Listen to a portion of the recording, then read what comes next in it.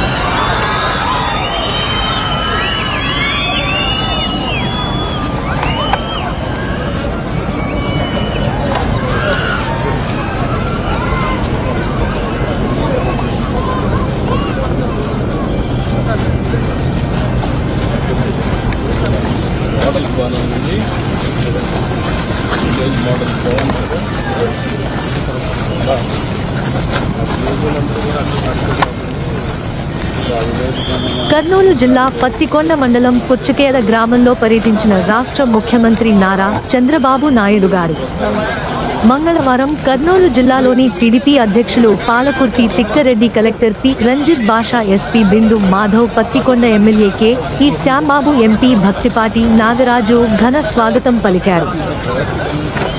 Orvakal airport నుండి ప్రత్యేక హెలిప్యాడ్లో వచ్చిన సీఎంకు వారు ఘన స్వాగతం పలికారు. ఎన్నికల్లో ఇచ్చిన హామీ మేరకు ఉచిత గ్యాస్ను దీపావళికి అందిస్తామని, దీపావళికి మీ ఇంట్లో నేనే వంట చేస్తానని హామీ ఇచ్చారు. సంక్షేమ పథకాలన్నీ ఒకదాని తర్వాత ఒకటి అమలు చేస్తానని వెల్లడించారు.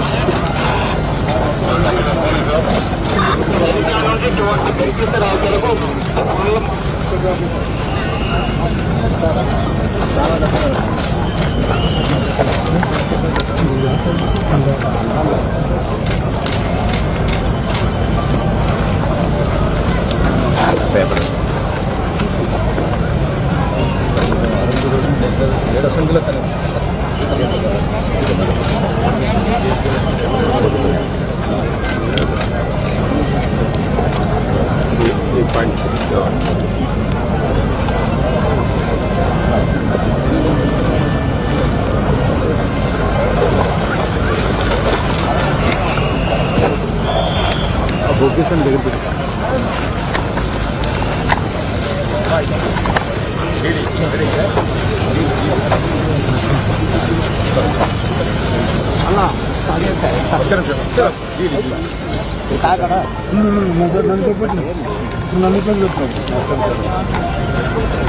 పాలు తీసుకోండి సార్. లైట్ లేదు లేదు కొద్దిగా రాత్రి అయిపోతుంది. రాత్రి ఏం కాదు సార్. ప్లీజ్ ఒక్క నిమిషం లేదు పాలు ఇంకెన్ని పెట్టారు? ఒకటి నీళ్ళు పెట్టారు. అయిపోయింది సార్. టెంపుల్ తర్వాత రెండు నీళ్ళు పెట్టారు. ఏ పాలు అవుతావా? ఆయనకి పాలు ఇంకా రా. పాలు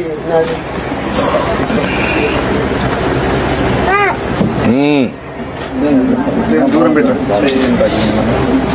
పాలు పాలు చాలా హ్యాపీగా ఉన్నారు. ఇయర్లీ చాలా హ్యాపీగా ఉన్నారు. నాకు కూడా ఒక అవగాహన, ఫ్యామిలీస్ ఎట్టెట్టున్నాయని ఒక ఐడియా వస్తుంది. మీరు రావటం బాగా చేస్తున్నారు. కొంచెం వర్కౌట్ చేయండి. నేను గ్రామాన్ని ఎట్ట చేయాలని చూస్తున్నా. అన్ని కుటుంబాలను కూడా రావడమే మా గ్రామానికి అదృష్టం. చేద్దాం. ఓకే అమ్మా, థ్యాంక్ యూ. ఇంకా గ్యాస్ ఇస్తా, నేనే వచ్చి మీ ఇంట్లో వంట చేస్తా. ఎందుకంటే ఒకప్పుడు చెప్పేవాడిని నేను, గ్యాస్ ఉంది, గ్యాస్ లేనప్పుడు చెప్పేవాడిని చెల్లెమ్మలు గ్యాస్ కొనిస్తానంటే కొంతమందికి అర్థమయ్యేది కాదు. ఆ గ్యాస్ వచ్చిన తర్వాత చెప్పేవాడిని, డాక్రా సంఘాలు మీరు బయట తిరగండి, ఇంట్లో గ్యాస్ ఉంది, కష్టం లేదు, మీరు వచ్చే లోపల మా మగవాళ్ళు వంట కావాలంటే చేసి పెడతారు, పెద్ద కష్టం ఉండేది కాదని చెప్పాను ఆ రోజుట్లో. కానీ యథార్థం ఇప్పుడు వంట చేయడం పెద్ద కష్టం కాదు, మగవాళ్ళు కూడా చేయొచ్చు, కాఫీ పెట్టుకోవచ్చు, అలవాటు అవుతుంది. గ్యాస్ ఇస్తున్నాం. 3 సిలిండర్లు తప్పకుండా దీపావళి నుంచి ప్రారంభించి మా ఆడబిడ్డలకి ఆ రోజు దీపం పెట్టా. ఈరోజు ఆ దీపాన్ని వెలిగించే బాధ్యత మేము తీసుకుంటామని చెప్పి కూడా నేను మీకు తెలియజేస్తున్నా. నేరుగా డిటెక్ట్ చేసి ఎక్కడ తెగులుందో అక్కడే మందు కొట్టే పరిస్థితి వస్తుంది. ఈ ఊర్లో దోమలుంటే ఎక్కడ దోమలు ఉన్నాయో దోమలు గుర్తించి ఆ దోమలే చంపే పరిస్థితి వస్తుంది. మీ ఊర్లో డ్రైన్ ఉంటే ఆ డ్రైన్లో నీళ్లు సరిగా పోకపోతే నేరుగా డ్రోన్ పంపించి ఎక్కడ నీళ్లు ఉన్నాయో చూసి దానికి ఎవరు అధికారి బాధ్యులో వాళ్ళపైన చర్యలు తీసుకునే పరిస్థితి వస్తుంది. మొన్నే మీరు చూశారు వరదల్లో డ్రోన్ ద్వారా మేము భోజనాలు అందించాం. ఊరంతా నీళ్లు. నేను భోజనం ఇమ్మంటే సిరిసిరేసేవాళ్ళు, అది బురదలో పడేది, మళ్ళా అదే ఇచ్చేవాళ్ళు. చాలా బాధ కలిగింది.